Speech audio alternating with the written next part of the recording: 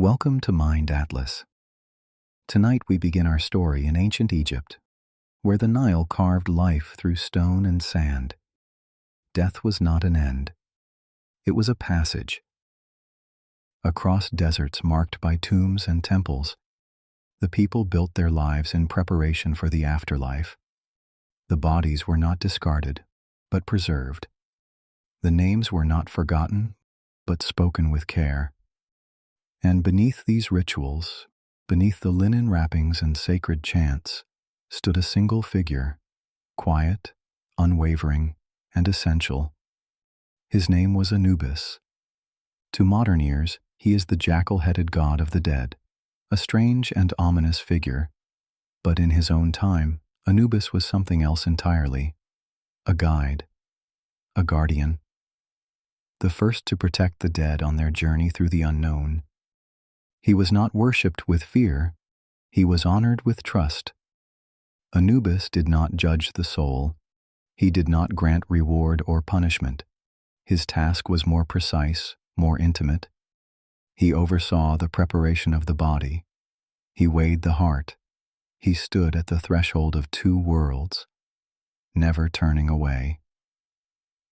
This is the story of the God who walked beside the dead, the one who taught the living how to let go and the dead how to endure, not through power, not through glory, but through care.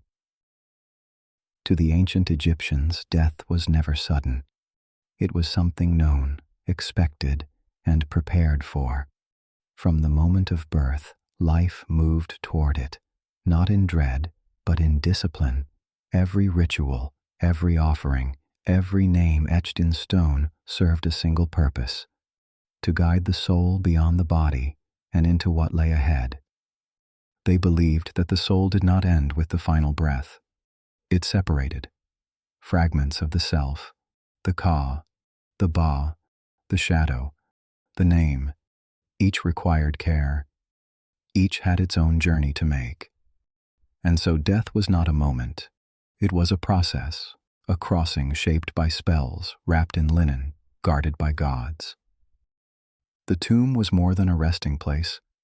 It was a chamber of transformation, walls painted with spells, treasures buried not as wealth, but as tools, a staff for the road, bread for the hunger that still remained, a name spoken again and again, so the soul would not disappear. But even with preparation, the path ahead was not without fear. Beyond the tomb waited tests, gates and guardians, a scale and a feather, the heart laid bare. And at every stage, one figure remained close, steady in purpose, untouched by judgment. Anubis. He did not promise salvation. He did not offer punishment. He simply ensured the journey was done with order, that the rites were performed, that the body was sealed, and that no soul, however lost, was left behind. Anubis was among the oldest of Egypt's gods. Long before Osiris ruled the underworld, before the great dynasties rose and fell, Anubis was already there, watching, guiding, performing rites that would shape the soul's journey through death for thousands of years to come. In tombs and temples, he was carved with precision, the head of a jackal, sleek and alert, crowned above a man's steady form. His posture was always the same, still, straight, composed. Arms crossed or at his sides, gaze fixed forward. Black was the color most often used to paint his fur, not for darkness, but for rebirth. The color of fertile soil after the Nile's flood, the color of what comes after. In funerary processions, priests wore jackal masks in his likeness, walking at the head of the dead, reciting prayers as they moved slowly toward the tomb. His statues were placed above the embalming table. His name was invoked before each incision, each binding, each sacred word. He did not dominate the rituals, he oversaw them, silent, present, exacting. The jackal itself was no accident. These animals were often seen at the edges of cemeteries, pacing near the tombs, scavenging when they could.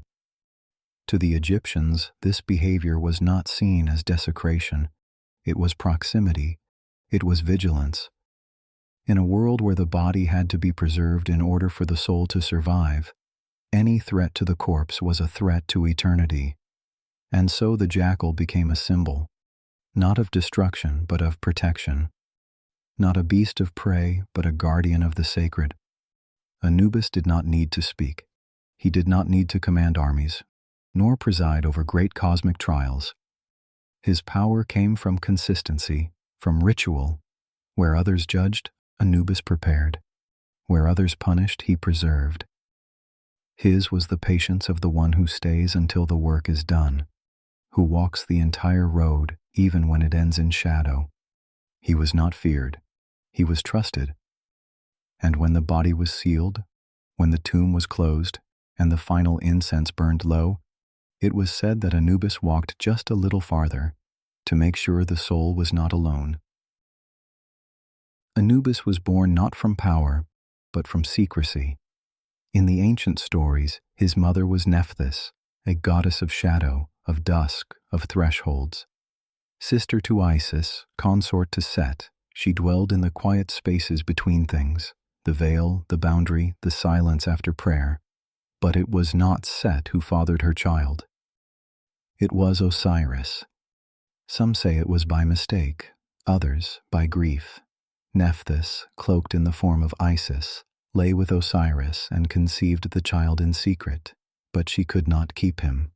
Set, her husband, was already a god of violence and jealousy, and the boy's existence was a threat to both her and the delicate balance of the divine household. And so, as the myths tell it, Nephthys left the child behind, hidden in the reeds, in the wilderness at the edge of the world. But he was not abandoned. He was found. It was Isis, the sister, the queen, the healer, who discovered the child and raised him as her own. She gave him protection, wisdom, and place, but never fully a name that fit among the gods. For Anubis was born of sorrow, born of silence, and shaped by the space between.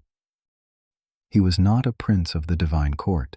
He did not ascend a throne or demand a realm. His birthright was different. He belonged not among the gods above, nor entirely with the mortals below. He was given no kingdom, only responsibility.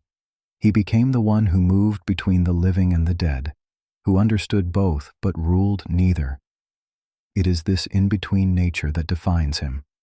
Where others were deified through worship, Anubis was sanctified through need.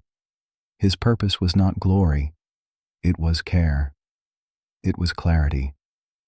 And from the moment of his birth, that role was clear: to walk the road others feared, to see what others could not, and to never look away. The death of Osiris was not only a tragedy, it was the beginning of ritual. Set, driven by envy and rage, tore his brother's body into pieces and scattered them across the land. It was a crime against life, against kin, and against the order that held the world together. Isis, the devoted wife, searched for the fragments, collecting them one by one, guided by devotion more than hope. But it was Anubis who gave the body rest. He did not mourn loudly. He did not curse the one who had caused the death. He began the work. It was Anubis who prepared the remains, who washed the limbs, wrapped the flesh, anointed the wounds, who uttered the words, not once but exactly as they needed to be spoken.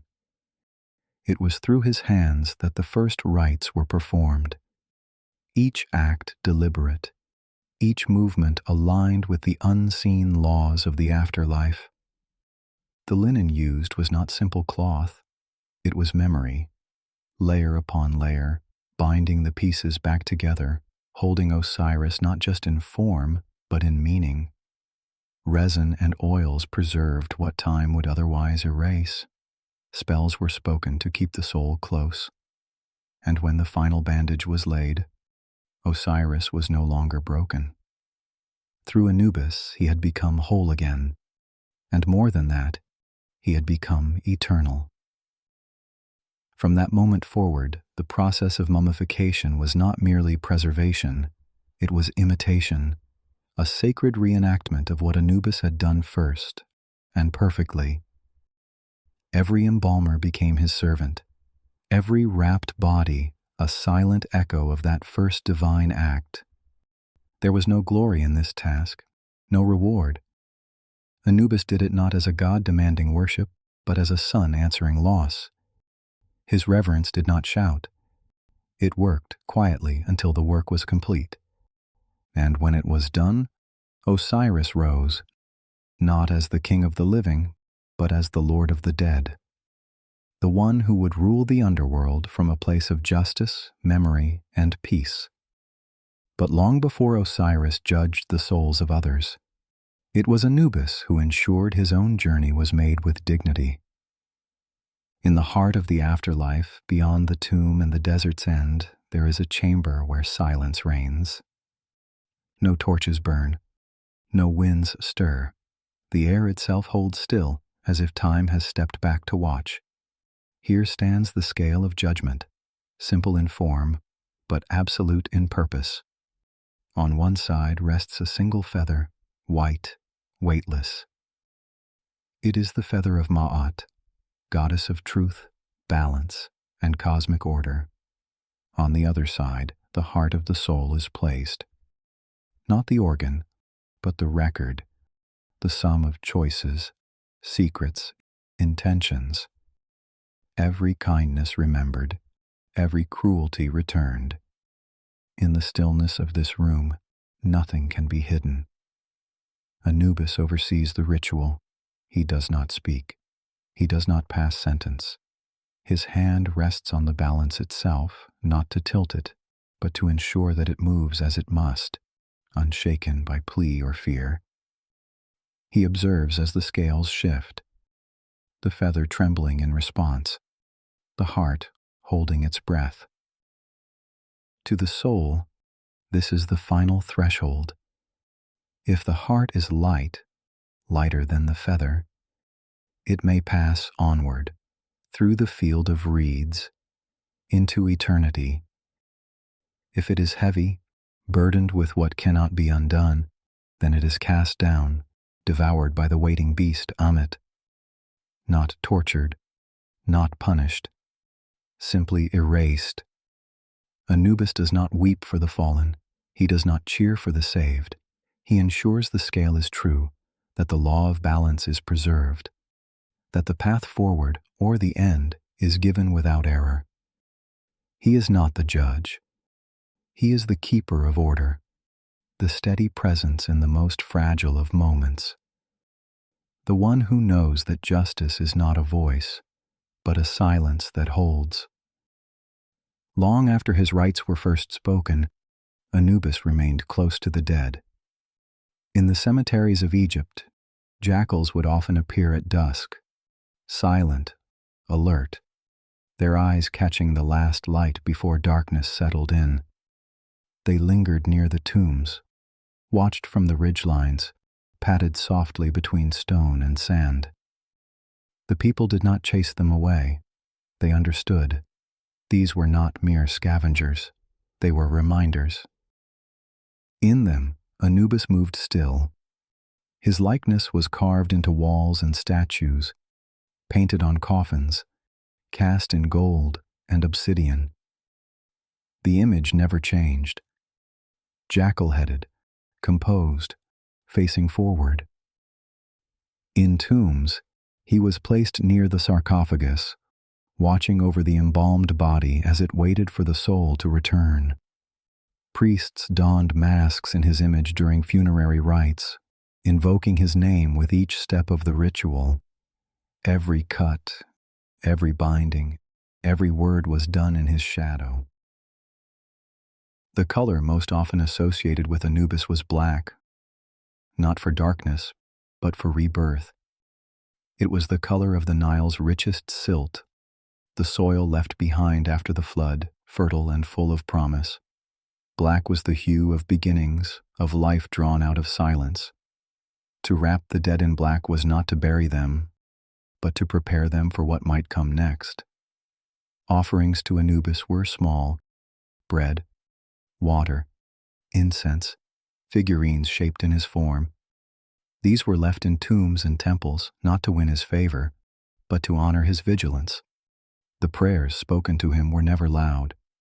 They were whispered, in the last hours of life, in the quiet after death, by those who hoped their loved ones would be treated with care.